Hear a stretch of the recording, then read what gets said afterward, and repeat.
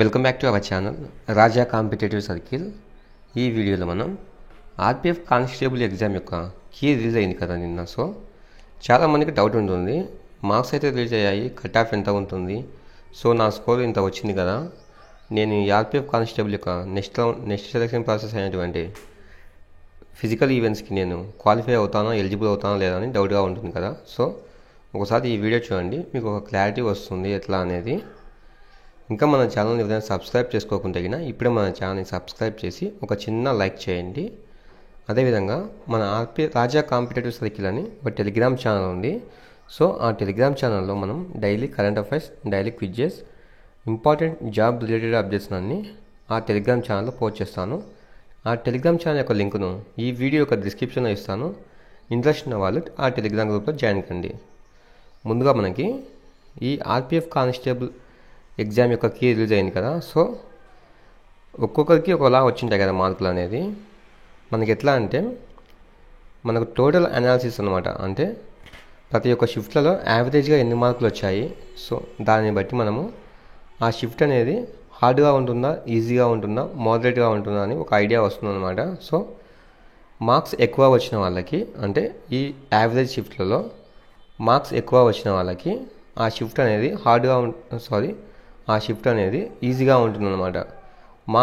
Average marks తక్కువ వచ్చినది ఆ షిఫ్ట్ అనేది హార్డ్గా ఉంటుంది. సో ఇక్కడ యావరేజ్ మార్క్స్ తక్కువ వచ్చిన వాళ్ళకి నార్మలైజేషన్ మెథడ్లో మార్క్స్ ఎక్కువగా వచ్చే అవకాశం ఎక్కువ ఉందన్నమాట.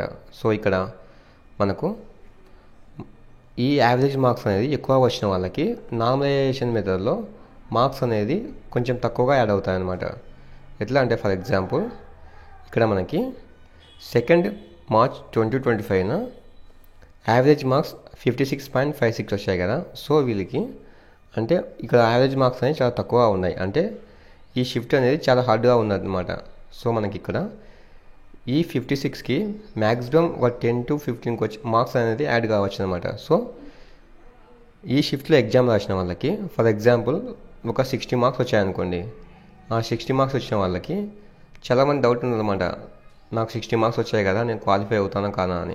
సో మీరేం భయపడకండి, ఎందుకంటే మనకు ఈ నార్మలైజేషన్ మెథడ్ ద్వారా మార్క్స్ అనేది ఇంప్రూవ్ కావచ్చు అనమాట. సో మనకు యావరేజ్గా ఎన్ని మార్క్స్ వస్తాయినా మనం ఈ రన్నింగ్కి ఎలిజిబుల్ అవుతాము, ఈ రన్నింగ్ని ఎలా ప్రాక్టీస్ చేసుకోవచ్చు అని అనుకుంటున్నాను కదా. సో మనము యావరేజ్గా అంటే మనకి ఒక 60+ మార్క్స్ ఉన్న వాళ్ళకి మాత్రం ఈ రన్నింగ్ ప్రిపేర్ కండి. ఎందుకంటే మనకి 60+ మార్క్స్ వచ్చిన వాళ్ళకి ఫర్ ఎగ్జాంపుల్ ఏ కేటగిరీ అయినా సరే, SC, ST, EWS, OBC, OC category, ఏ కేటగిరీ అయినా సరే 60+ మార్క్స్ వచ్చిన వాళ్ళకి మినిమం ఒక 10 to 15 మార్క్స్ వచ్చే అవకాశం ఉంటుందన్నమాట. అది డిపెండ్స్ అపాన్ మన షిఫ్ట్ని బట్టి ఉంటుందన్నమాట. మనకి హార్డ్ షిఫ్ట్ అయితే ఎక్కువ నార్మలైజేషన్ మార్క్స్ వస్తాయి, మీడియం షిఫ్ట్ అయితే కొంచెం తక్కువగా వస్తాయి, ఈజీ షిఫ్ట్లో అయితే మార్క్స్ అనేది తక్కువగా యాడ్ అవుతాయి అన్నమాట. సో ఇది డిపెండ్ అయి ఉంటుంది అనమాట. ఎట్లా అంటే మనకి ఈ షిఫ్ట్ ప్రకారం మనకు హార్డా, మీడియమా, ఈజీగా వచ్చిందా దాన్ని బట్టి మనకు నార్మలైజేషన్లో మార్క్స్ అనేది ఇంప్రూవ్ అవుతాయి అన్నమాట. సో మనకి ఈ ఆర్పిఎఫ్ కానిస్టేబుల్ యొక్క ఫైనల్ కట్ ఆఫ్ అంటే రిజల్ట్స్ ఎప్పుడు వస్తాయి, ఎప్పుడు మనకు పీఈటీకి ఎలిజిబుల్ అని ఒక అఫీషియల్గా మనకి వస్తుందో, మనకి రిజల్ట్స్ వస్తాయో అప్పటి వరకు మనం వెయిట్ చేయాలన్నమాట. సో మనకు ఈ ఆర్పిఎఫ్ కానిస్టేబుల్ ఎగ్జామ్ కంప్లీట్ అయిపోయిన తర్వాత మనకి ఈ కట్ ఆఫ్లో మ్యాచ్ అయిన తర్వాత మనకు నెక్స్ట్ ప్రాసెస్ అయినటువంటి ఫిజికల్ టెస్ట్ ఉంటుంది కదా. సో ఈ ఫిజికల్ టెస్ట్ అనేది మనకి ఈ ఆర్పిఎఫ్ కానిస్టేబుల్ యొక్క ఫిజికల్ టెస్ట్ అనేది చాలా టఫ్గా ఉంటుంది, ఈక్వల్ టు ఆర్మీలా ఉంటుంది అనమాట. మనకు ఆర్మీ అంటే అగ్నివీర్ ఉంది కదా. సో 5 నిమిషాల 45 సెకండ్లలో 1600 మీటర్ల రన్నింగ్ని కంప్లీట్ చేయాలి. సో 5 నిమిషాల 45 సెకండ్లలో 1600 మీటర్ల రన్నింగ్ని కంప్లీట్ చేయాలంటే అది మామూలు విషయం కాదనమాట. దానికి రన్నింగ్ అనేది చాలా ఎక్కువ ప్రాక్టీస్ అయి ఉండాలి. ఎందుకంటే మనకి ఇది చాలామంది ఎట్లా అంటే మనకు ఆర్పిఎఫ్ కానిస్టేబుల్ అంటే రన్నింగ్ అనేది కొంచెం సింపుల్గా ఉంటుంది అనుకుంటారు, కానీ రన్నింగ్ అనేది చాలా టఫ్గా ఉంటుంది. మనకు ఎస్ఎస్సి జీడీకి కానీ, మన ఏపీ పోలీస్, టీఎస్ పోలీస్, ఇట్లా డిఫెన్స్ వాళ్ళకి ప్రిపేర్ అయ్యే వాళ్ళకి ఈ రన్నింగ్ అనేది కొంచెం సింపుల్గా ఉంటుందన్నమాట. ఎట్లా అంటే మీరు ఫర్ ఎగ్జాంపుల్ మీకు 60+ మార్క్స్ వచ్చినా కానీ ఇప్పటి నుంచే రన్నింగ్ని ప్రాక్టీస్ చేయండి. మీరు ఆ ఈవెంట్స్ టైం కల్లా ఫిట్గా ఉంటారు. సో చాలామంది ఏంటంటే రన్నింగ్ని నెగ్లెక్ట్ చేస్తారనమాట.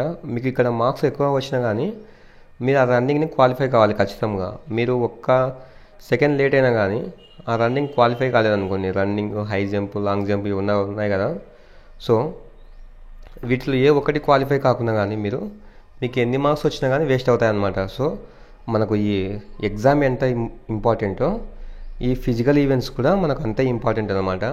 మీకు ఎగ్జామ్లో 120కి 100 వచ్చినా కానీ మీరు ఆ ఈవెంట్స్లో ఫెయిల్ అయితే మీరు ఫెయిల్ అయినట్టే అనమాట. సో మనకు మెయిన్ ఏంటంటే ఈవెంట్స్ కూడా కంప్లీట్ చేసుకోవాలి. ఓకేనా? అదేవిధంగా మనకు 60+ మార్క్స్ వచ్చిన వాళ్ళు మాత్రమే రన్నింగ్ని ప్రాక్టీస్ చేయండి. ముఖ్యంగా మిగతా వాళ్ళు ప్రాక్టీస్ చేయొద్దా అంటే చేయండి. మీరు ఓన్లీ ఆర్పిఎఫ్ కానిస్టేబుల్ మాత్రమే ప్రిపేర్ కాదు కదా. సో మనకి ఇట్లా అగ్నివీర్ పోస్టులు పడతాయి మనకు. అదేవిధంగా ఎస్ఎస్సి జీడీ కానీ, ఏపీ పోలీస్, టీఎస్ పోలీస్ ఇవల్ల జాబ్స్ ఉన్నాయి కదా. సో మీరు ఇప్పటి నుంచే రన్నింగ్ ప్రాక్టీస్ చేయడం వల్ల ఏం పెద్ద ప్రాబ్లం నష్టమేం రాదు కదా మీకు.